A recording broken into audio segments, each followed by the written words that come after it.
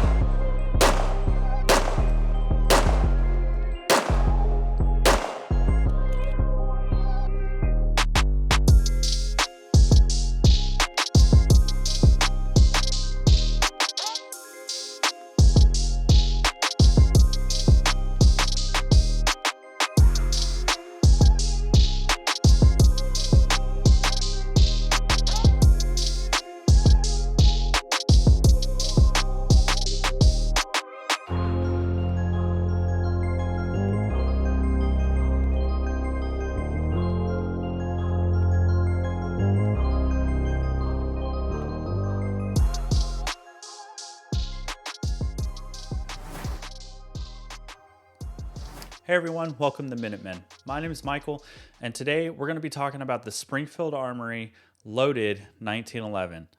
For a little bit of background, this is actually the first 1911 I've ever shot. It is also the first .45 caliber that I've ever shot. I have exclusively shot polymer frame pistols, and they've all been 9mm. Needless to say, I was really excited to give this gun a try, and I have to give a big shout out to my buddy Rob. He let me borrow this gun to do a little mini review on it, and to put some rounds down range and actually get my first experience with a 1911. So yeah, with that being said, if for some reason I mess up and say something wrong, please do let me know in the comments down below. Let me learn from you guys because, like I said, this is my first 1911 that I've ever shot, and I will probably mess up some of the terms with this firearm. With that out of the way, let's just jump straight into this gun.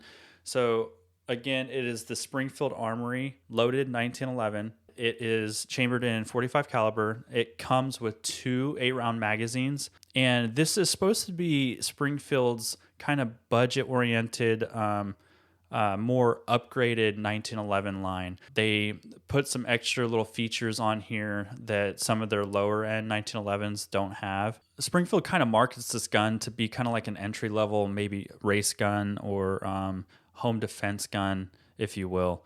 And I think that they've done a really good job with this one. I really enjoyed shooting it. And yeah, so we'll just get into it. We'll start with the grip. I found the grip to be very nice and suitable for my hands. I have like medium-sized hands. They're not huge by any means, but the grip itself was nice. The grip modules on the sides aren't too aggressive with the texturing. And then the front of the magwell here doesn't actually have any grip at all. It's just slick. And then the back is extremely textured and with this checkered pattern. That made it really easy to get a grip on the gun, and I had no problem controlling the recoil. The magwell is actually a little bit flared, as you can see, and it makes with putting in another magazine really easy. So it has an extended beaver tail, and the grip safety is really nice. The grip safety does have a little bit of play, and from other reviews that I've watched on Springfield and compared to like the Staccato and other higher end 1911s or 2011s, they don't have quite as much play as this grip safety does in this particular model. But I didn't have any issues with the gun. It never failed the cycle or anything like that. And I would just say the tolerance there is just a little bit off. It's not anything major though. The manual safety is an ambidextrous safety, and it's actually extended. And I found that really nice because I was able to put my support thumb on that and help drive the gun and use it as kind of like a gas pedal. So I really like that. The hammer is skeletonized along with the trigger, and the trigger is actually adjustable. It has a nice, clean, crisp break. I was actually really surprised at how clean the trigger breaks compared to like my Glock. And I'll go ahead and show you guys that right now.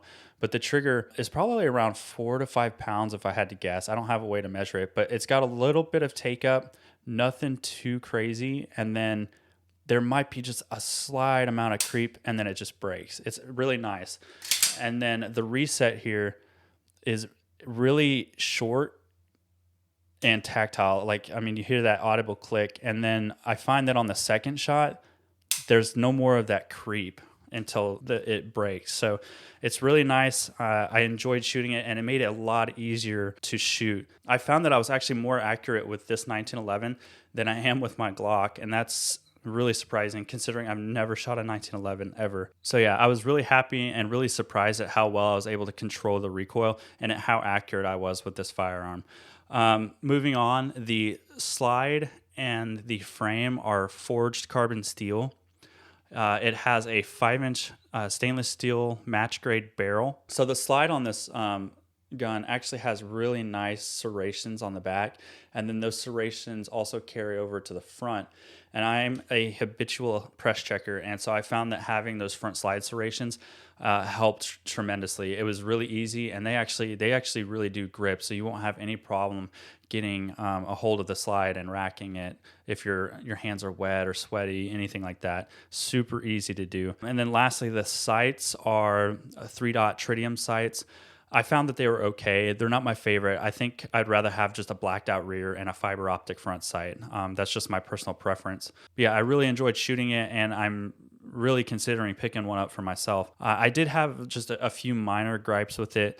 One of them more serious than the other two, and that being like when I shoot my Glock, I'm able to push the slide release with my primary thumb, and with this one you just can't reach it. You have like a snowball's chance in hell of reaching that thing unless you just really get loose with your grip, and I don't suggest that. But what I found I had to subconsciously use my support hand to actually press the slide release, which was okay. But after shooting 1,000 rounds through my Glock, it's just second nature for me to hit that slide release with my primary thumb. And so like I said, I had to make a conscious effort with this particular firearm to use my support hand thumb to drop the slide release. The next little gripe that I have with this gun is that although I was using the safety to control the gun and kind of ride that like a gas pedal, I found that the recoil obviously kind of made that dig into my thumb a little bit, and nothing extremely painful or anything, just something to be aware of if you do the same, that it can be probably a little bit uncomfortable on a longer range day when you're sending several hundred rounds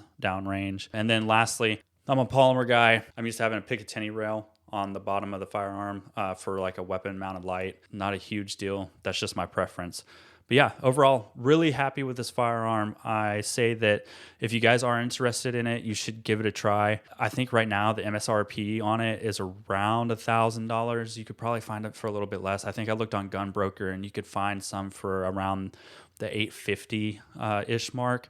And I think with the features that you get with this gun, compared to some of the lower models or like even budget 1911s, you just can't beat it, especially with, having the ambidextrous safety, the extended beaver tail, the front slide serrations. Overall, I think it's a fantastic firearm. It's really smooth, and I just had a blast shooting it. So yeah, those are my thoughts on the Springfield Armory 1911 Loaded line. I think that it's a really good value for what it brings, and Springfield has been making 1911s for quite some time. So yeah, that's pretty much it. If you guys liked the video, please consider giving it a thumbs up. Help me get this channel out to more people. And like I said, if I messed anything up and you want to correct me, please do in the comments. I'd like to learn from you guys. I know that some of you are a lot more experienced than I am, especially with this platform. And I just want to use this channel as a place for people to come and grow and learn. That being said, thank you for watching, and we'll see you guys in the next one. Peace.